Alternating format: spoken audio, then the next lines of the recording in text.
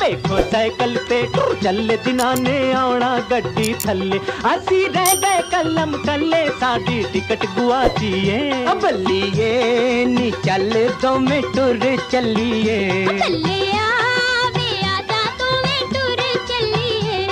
अस्सलाम वालेकुम viewers, film star Shahbaz Akmal नए व्लॉग के साथ आपकी खिदमत में हाजिर है। व्यूअर्स, जैसे कि आप जानते हैं कि एक पाकिस्तानी फ़िल्म जैसे कि बनती है उसमें हमें म्यूज़िक भी चाहिए होता है, उसमें हमें हीरोइन भी चाहिए होती है, हीरो भी, और हमें उसके साथ साथ कॉमेडीज़ भी चाहिए होते हैं। तो बहुत से हमारे जो पाकिस्तान फिल्म इंडस्ट्री में कॉमेडीज़ जो हमारे साबका दौर में गुजर चुके हैं उसमें रंगीला साहब हैं, ज़रीफ़ साहब हैं। ले भी आ जा तू ही, तेरा वक्त आ गया। आहो पुत्रा चपेड़ वाला स्टेशन आ गया होना, तो आपे गल कर आप ही। अच्छा आहो शारो जी, शारो मेरी शारो जा रहा हूं गड्डी लेट करन।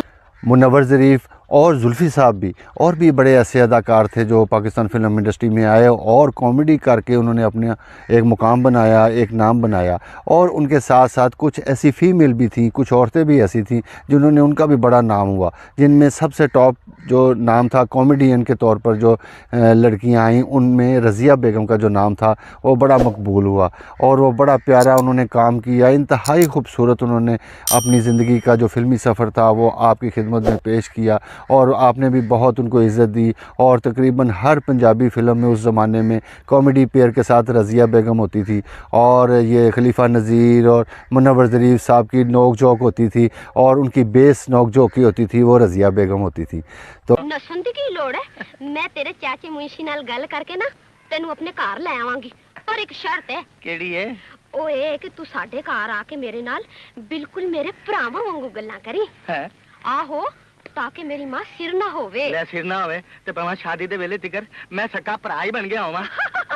और पार्टीशन उनकी पैदाइश हुई और उसके बाद वो पाकिस्तान में शिफ्ट हो गए वो लोग, और वो ज़रा इस्लामी टाइप उनका ज़हन था उनके घराने का। वो औरतें जो बच्चियां थी वो घरों से बाहर नहीं जाती थी और ये लेकिन रज़िया बेगम का कोई ऐसा सिलसिला चला कि उन्होंने डायरेक्ट फ़िल्म इंडस्ट्री में कदम रख दिया और बहुत सा काम किया। सबसे पहली जो उनकी फ़िल्म आई वो मेरे वालिद साहब की फ़िल्म थी, वो थी मुफ्तबर, जिसमें मेरे वालिद साहब भी थे।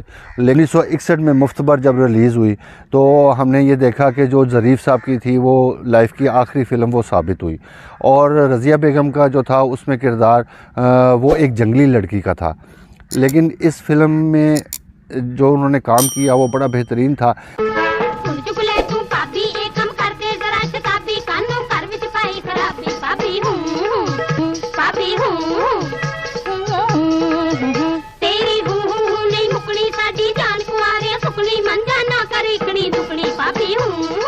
और मुफ्तबर के बाद जो थी वो उनका जो फ़िल्मी कैरियर था वो समझ लें कि स्टार्ट हो गया और फ़िल्में बनना शुरू हो गई। तो उन फिल्मों में जो मकबूल तरीन फ़िल्में हैं उनमें घूंघट है उनकी फ़िल्म, जिसमें उन्होंने बड़ी अच्छी अदाकारी की। उसके बाद एक चूड़ियाँ फ़िल्म थी जो मेरे वालिद साहब की थी, वो बड़ी मशहूर ज़माना फ़िल्म है, उसमें भी उन्होंने बड़ा प्यारा किरदार अदा किया। फिर एक टांगे वाला फ़िल्म थी, टांगे वाला, उसमें भी उन्होंने बड़ा प्यारा किरदार निभाया। फिर चाचा खाम खा थी, वो भी बड़ी ज़बरदस्त फ़िल्म थी, उसमें मेरे वालिद साहब भी थे। वो ज़माना ही ऐसा था और उसमें बड़ा कॉमेडी का जो था वो किरदार अच्छा बनाया जाता था, बाकायदा लिखा जाता था। ज़ीन कादरी साहब ने ऐसे ऐसे प्यारे डायलॉग्स और ऐसी ऐसी सिचुएशनें लिख के दी इन लोगों को, और मुनव्वर ज़रीफ़ और ये सारा टोला समझ लें एक है था, तो जिन्होंने बड़ा लोगों को जो इंजॉय करवाया और लोगों ने बड़ा दिल खोल के इन लोगों को दाद दी। रेवड़ी वर्गा मुंह तेरा आ तीन पकाने ला जल्दी कर। एक मैनू भी ला दे भाई। ओ दुहाई है दुहाई, एक और ला दे, रकम ਅਸੀਂ ਤਾਰਾਂਗੇ। वे मैं मेले आई ये मंगन नहीं आई, ए ले फड़ भाई आना रोक के। ओए आशिकी दी निशानी दा मुल आशिकी तारने के बाद किस्मती नाल किने पैसे बचे। उसके बाद मेरा माही थी फ़िल्म, उसमें मेरे वालिद साहब थे, वो ज़माना जो था वही वाला।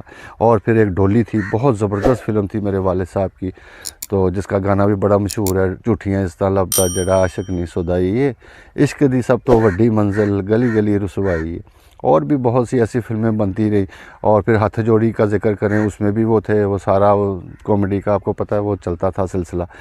एडी छेती शहर जान दी की लोड़ सी, मजाज दा सड़िया होया, सिद्धे मुंह गल नहीं कीती ते हो गया। मैं क्या ਤੁਹਾਡੇ ਦਿਲ ਨੂੰ ਘਾਟੇ ਕਿਉਂ ਪੈਣ ਲੱਗ ਪਏ ਨੇ ਜਰਾ ਨਬਜ਼ ਤੇ ਵਹਾਓ ਹੈ ਬਹਿ ਜਾਵੇ ਲਮਕਾਨ ਹਕੀਮ ਦਿਆ ਪੁੱਤਰਾ ਰੋਵੇਂ ਨਬਜ ਵੇਖਣ ਨੂੰ ਉਹ ਵਿਚਾਰੀ परेशान पई हो रही है तो तू मुखाल क्या करना है। ज़माने की जो फिल्में थी उसमें मेरे वालिद साहब की परिया मेला वो भी बड़ी मकबूल तरीन फ़िल्म थी। फिर चुगलखोर थी एक फ़िल्म, उसके बाद पिलपिली साहब एक फ़िल्म थी, फिर रोटी चंद मखना भी एक फ़िल्म आई, उनकी बड़ी प्यारी फ़िल्म थी वो भी, उसमें बड़ा अच्छा किरदार उन्होंने निभाया। और जब 70 की दहाई शुरू हुई और उसका जब इख्तिताम होने लगा तो एक रवाज ये शुरू हो गया कि जो कॉमेडीज़ हैं ये इनको बड़े किरदार देने शुरू कर दिए लोगों ने, प्रोड्यूसर ने, राइटर्स ने। दो गाने भी उन पे पिक्चराइज होने शुरू हो गए और काफ़ी लेंथी उनका काम हो गया फ़िल्म में। और करते करते ये हुआ कि मुनव्वर ज़रीफ़ साहब और रंगीला साहब और भी ऐसे जो अदाकार थे उन्होंने टाइटल रोल करने शुरू कर दिए, एज ए हीरो उन्होंने काम करना शुरू कर दिया। बाद में फिर नन्ना और अलीजाज साहब तक ये सिलसिला चलता रहा और ये सब लोगों ने, कॉमेडीज़ ने जितने थे, उन्होंने मेन हीरोइनों के साथ काम करना शुरू कर दिया। और रज़िया बेगम जो थी वो बेचारी पीछे हटती गई। लोगों ने उनको छोटे किरदारों की ऑफ़र की कि आप ये किरदार कर लो छोटा सा, लेकिन उन्होंने कभी नहीं, जो अगर किरदार करूँगी तो बेहतरीन जो किरदार होगा वही मैं अदा करूँगी, उसके अलावा मैं काम नहीं करूँगी। रहने किथे मैनू अपने घर दा पता दस। पता पूछ के की करोगे? वो मैं उत्थे आटे दी बोरी छड़ के आवांगा। सानू चीनी दी बोरी चाहिए। और एक बोरी दा की कहनी सोनिए कमे दे 10 गड्ढा। के साथ साथ जो प्रोड्यूसर्स वगैरह थे उन्होंने कहा कि भी आप ज़रा बोल्ड किरदार अगर चाहती हैं तो हम आपको दे सकते हैं, या बोल्ड यानी कि हम ये कह सकते हैं कि फ़ाहिश किरदार भी उनको ऑफ़र होने लगे। लेकिन उन्होंने इस चीज़ से इज्तनाब किया, उन्होंने कहा भी ये मैं नहीं काम कर सकती। और वो फिल्म इंडस्ट्री से समझ लें कि बाहर हो गई, गायब हो गई। और काफ़ी अरसे के बाद कुछ ऐसा हुआ कि ख़बर सारी तरफ फैल गई कि वो नशा लेके तो इंग्लैंड चली गई थी और लंदन एयरपोर्ट पे उनको पकड़ लिया गया और उनको जेल हो गई है और वो जेल में ज़िंदगी गुजार रही हैं और इस किस्म के सारे माहौल। फिर 1987 में ये ख़बर आई कि वो उनकी जो डेथ है वो जेल के अंदर ही हो गई है। तो सारे लोगों को बड़ी तफ्शीश हुई और बड़े बेचारे सारे अफसरदा हुए। हम भी उस वक़्त हल्की उम्र थी लेकिन हमें पता लगा और हम, क्योंकि हम फिल्में देखते थे वालिद साहब की, उसमें रज़िया बेगम को भी देखते थे, तो हमें बड़ा ऐसे हुआ कि भी ये इतनी अच्छी जो अदाकारा थी ये क्यों चली गई वहाँ पे, ये ऐसा क्या हो गया। तो यही सिचुएशन सबकी थी, सबको बहुत अफसोस था। और आप लोगों में से भी जिनको ये इस बात का इल्म था उनको भी बड़ा अफसोस था, क्योंकि लोग हमसे ये बात करते थे। तो उसके बाद फिर कुछ ऐसा हुआ कि और गुड्डू भाई जिनका मैं आपसे ज़िक्र कर रहा हूँ, जो कि कराची में उनकी रिहाइश है, उन्होंने व्लॉग बनाया जो रज़िया बेगम के ऊपर। तो उन्होंने इस चीज़ का इंकशाफ किया कि रज़िया बेगम जो थी वो उनकी कोई डेथ वगैरह नहीं हुई थी, तो वो वापस आ चुकी हैं या वो जेल से निकल चुकी हैं, उनकी शादी भी हो चुकी है और बच्चे भी हैं। तो ये कुछ ऐसे वाक़यात होते हैं फ़िल्म इंडस्ट्री के, क्योंकि आप लोग जो हमारे पाकिस्तान के जो आर्टिस्ट हैं या सुपरस्टार्स हैं जिन्होंने ज़्यादा काम किया है, आप लोग उनको लाइक करते हो, तो मैं भी उनकी कोई ज़िंदगी की चीज़ें लेके, कोई उनकी ज़िंदगी के वाक़यात लेके आपकी खिदमत में हाज़िर हो जाता हूँ। और हर किस्म की जितनी भी मेरी पहुँच है, जहाँ तक मेरा जहन काम करता है, मैं सारा कुछ इकट्ठा करता हूँ और आपकी खिदमत में पेश करता हूँ।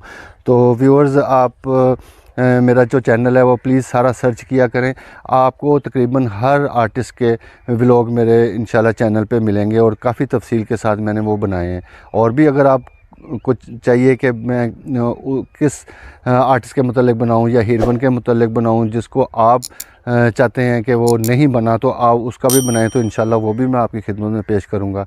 इसके साथ ही व्यूअर्स, आज के व्लॉग का हम इख्तिताम करते हैं और जल्दी नेक्स्ट व्लॉग में दोबारा मुलाकात होगी। तब तक के लिए अल्लाह हाफ़िज़।